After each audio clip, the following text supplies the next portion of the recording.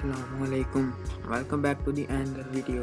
तो आज इस वीडियो में हम सीखेंगे कि अगर आप अपने कीबोर्ड से ओ टाइप करते हैं तो 6 हो जाता है लिखा जाता है, आई 5 हो जाता है लिखा जाता है, तो ये रॉन्ग टाइपिंग होती है। तो ये आप कैसे ठीक करें, तो चलिए वीडियो को शुरू करते हैं बगैर किसी टाइम के ज़ाया किए।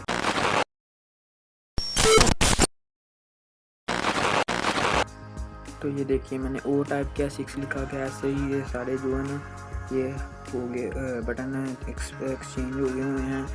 तो इसको कैसे ठीक करना है ये अब मैं आपको दिखाता हूँ। देखिए अभी मैं कुछ भी टाइप कर रहा हूँ रॉन्ग हो रहा है, मतलब कि आधे जो स्पेलिंग है वो ठीक काम कर रहे हैं और आधे जो हैं वो ख़राब हैं। तो इसे कैसे ठीक करना है, आपने इसे सबसे पहले फंक्शन की को दबा के रखना है। फंक्शन की को दबा के साथ ही आपने नम लॉक के बटन पर क्लिक कर देना है।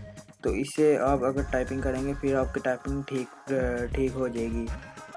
तो आज की इस वीडियो से आपको ज़रा सी भी हेल्प मिली हो तो लाइक ज़रूर कर देना और चैनल को सब्सक्राइब कर लें अगर आप चैनल पे नहीं हैं।